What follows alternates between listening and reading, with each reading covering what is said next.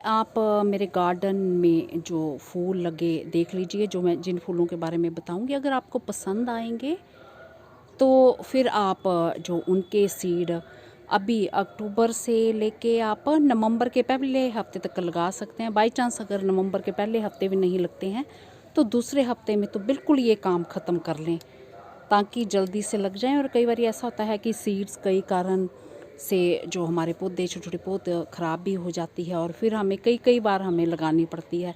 अगर टाइम रहता है तो हम कई बार लगा लेते हैं और पौधे बचा लेते हैं। अगर टाइम फिर चला जाता है तो फिर हम लगा नहीं पाते हैं। अगर हम बड़े लेट हो जाते हैं तो फिर जब खिलने का टाइम आता है तो इतनी ज़्यादा गर्मी हो जाती है कि पौधे तो रहते हैं बट फिर हम फूल नहीं उनके पा सकते। तो चलिए अब चलते हैं आगे, मेरा गार्डन भी देखिए और क्या कुछ आप गार्डन में अपने ये खूबसूरत पौधे लगाएं कि आपका गार्डन बहुत ही सुंदर लगेगा और आपका भी मन खुश रहेगा। तो ये मेरे गार्डन के स्कारलेट फ्लैक्स सीड हैं। बहुत तेज़ धूप आ रही है और ये वैसे तो ये सीड पोड जो इस तरह के होते हैं और इनको तोड़ के फिर ये सीड जो निकाले गए हैं ये दिख रहे हैं, तो बस इन्हें स्प्रिंकल कर देना है इस तरह से। पोट ये जो है इतना है, ये देख रहे हैं 6 इंची पोट है ये। तो इस तरह से ये स्प्रिंकल कर दिया है और ऐसे मिट्टी और फर्टाइल मिट्टी, उपजाऊ ऑर्गेनिक खाद मिली होनी चाहिए। बुरबुरी तो मेरे पुराने वीडियो सर्च कर सकते हैं। और ट्रांसप्लांट बिल्कुल भी कोई पौधा नहीं करना है, कुछ निकालना चाहें तो ऐसे लगा दें, पर जो ट्रांसप्लांट करके पौधे बड़ा मुश्किल होता है इनका चलाना, चलते नहीं है ज़्यादा, कोई चलता है। और फिर ऐसे पानी दे देना है। तो मैं कई सारे गमले तैयार करूँगी, अभी भी लगाऊँगी, कुछ दिन के बाद फिर लगाऊँगी, नवंबर के शुरू में भी लगाऊँगी, फिर टाइम मिला तो नवंबर के दूसरे हफ्ते लगाऊँगी। नहीं तो ये कोई 4-5 गमले तो हों तो बड़े ही खूबसूरत लगते हैं। ये जो माउंटेन गार्लैंड और इसकी ये फलियाँ जो ये ना फलियाँ, तो फलियों को तोड़ के ये बारीक ये सीड जो निकला है ये इस तरह से बीच में देख रहे हैं, ये सीड निकला है इनका। मेरे हाथ गिल्ले हो गए हैं, मैं दिखाती हूँ। मेहंदी लगी है तो शायद दिखे भी ना, ऐसे फूस जैसा ही दिख रहा। तो इसके पौधे भी जो घने जैसे स्कारलेट फ्लैक्स के अच्छे घने लगते हैं ना एक गमले में, तो इसके भी घने अच्छे लगते हैं। इनको खैर ट्रांसप्लांट कर सकते हैं आप निकाल के कुछ पौधे। तो 6 इंची पोट में आप जो है जैसे ये 7-8 पौधे इसके रहने दे सकते हैं और 7-8 स्कारलेट फ्लैक्स के रहने दे सकते हैं। मैं तो वैसे पूरे रहने देती हूँ और जिनको बढ़ना होता है, खुराक चाहिए, इसको भी अब पानी दे देना है।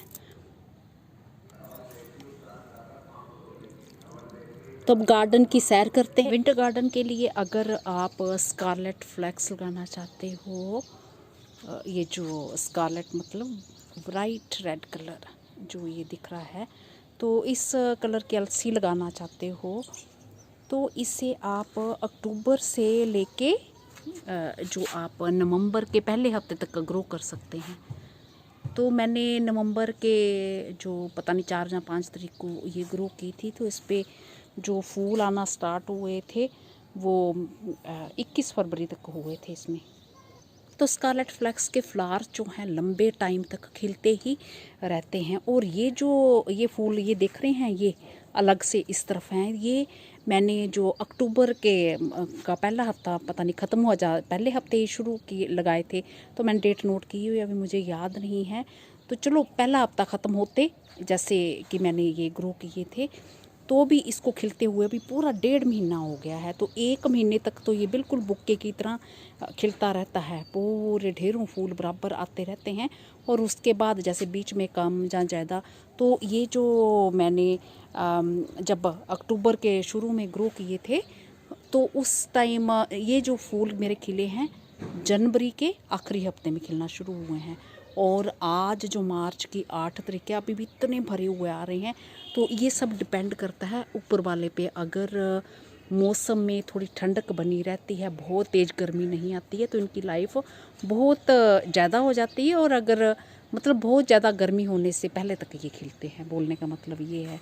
तो इसलिए इसे आप अक्टूबर से लेकर नवंबर के पहले हफ्ते तक बीच बीच में आप ग्रो करते रहें। तो इसके फूल जो गार्डन की बहुत ही शोभा बढ़ाते हैं और देखने में भी बहुत ही प्यारे लगते हैं।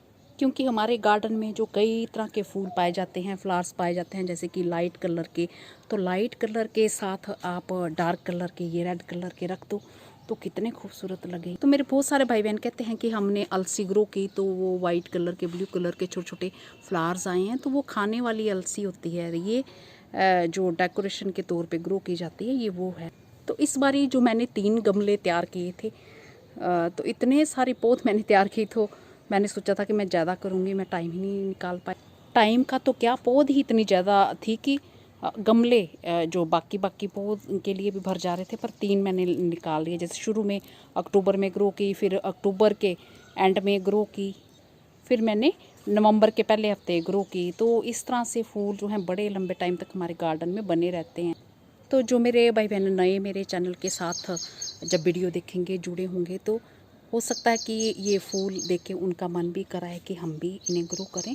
तो ये मैंने ICR के जो इंस्टीट्यूट, पूसा इंस्टीट्यूट है नई दिल्ली में, वहाँ से सीड मैंने इसके ख़रीदे थे। तो आप कहीं भी ऑनलाइन पता कर सकते हैं तो मिल जाएंगे आपको, जहाँ किसी सीड शॉप से भी पता कर सकते हैं। तो बस मुझे यही जानकारी देनी थी। थोड़े थोड़े गमले जैसे बनाते रहिए, 8-10 गमले हो तो गार्डन बहुत ही प्यारा लगेगा। तो ये जो देख रहे हैं ये मैंने अक्टूबर एंड में ग्रो किए थे, खूब ढेरों फूल आए इस पर। बीच में अभी कम हो जाते हैं और बीच में किसी दिन बहुत ज़्यादा खिलते हैं, पर 1 महीना तो बिल्कुल फूलों की बहार, जैसे बुक्के टाइप का बना हो वैसे ही रहती है। तो ये जो मैंने ग्रो किए हैं ये मेरे 10 या 12 इंची के पोट में है। तो ये डायरेक्टली सीड ग्रो करना है, ट्रांसप्लांट के चक्करों में ना पड़े, और घने घने पौधे इसके अच्छे लगते हैं। तो बीच में ये मेरा लार्क्सपर निकल आया है। तो ये कोई और पौधे होते हैं तो शो ख़राब कर देते हैं, सिर्फ अलसी के ही रहने दें। तो ये बहुत ही खूबसूरत लगते हैं। तो ये ट्रांसप्लांट होते भी नहीं है, बड़ी मुश्किल से एक आधा पौधा चलेगा भी अगर ट्रांसप्लांट करते हैं तो वो बहुत मेहनत लेता है, क्योंकि मैंने इन्हें कई बार ट्रांसप्लांट करके भी देखा है। तो ट्रांसप्लांट करने से जो है मुझे रिज़ल्ट अच्छे नहीं मिले, तो इसलिए ये मैं चीज़ शेयर कर रही हूँ। और वैसे भी ये घने घने पौधे अच्छे लगते हैं। आज मुझे बस यही शेयर करना था। बाकी इसकी केयर के बारे में मैंने पूरी जानकारी दी हुई है, वो मेरे पुराने वीडियोज़ आप सर्च कर सकते हैं। तो ये मेरे प्यारे से एक्रोक्लाइनम पेपर फ्लावर के फूलों के साथ। नमस्ते जी, शुक्रिया। हाँ, मेरे जो नए भाई बहन मेरे गार्डन जो देख रहे होंगे, तो ये जो जितने भी फ्लावर्स हैं ये सब पौध मैंने खुद हाथों से तैयार की हुई है। और अगर आप इतनी पौध तैयार करना चाहते हैं तो फिर प्लांटर भी खूब होने चाहिए। तो मैं वेस्ट मटेरियल भी खूब जो है अपने गार्डन में इस्तेमाल करती हूँ प्लांटर के तौर पे, ताकि मैं तैयार पौध को ज़्यादा से ज़्यादा अपने गार्डन में लगा सकूँ। तो मेरा ख्याल है ये मेरा वीडियो आपको पसंद आया होगा। तो जो मेरे भाई बहन इसे ग्रो करना चाहते हैं तो वो मेरे तरीके अनुसार ज़रूर ग्रो करें और ढेरों फूल जो अपने गार्डन में पाएँ।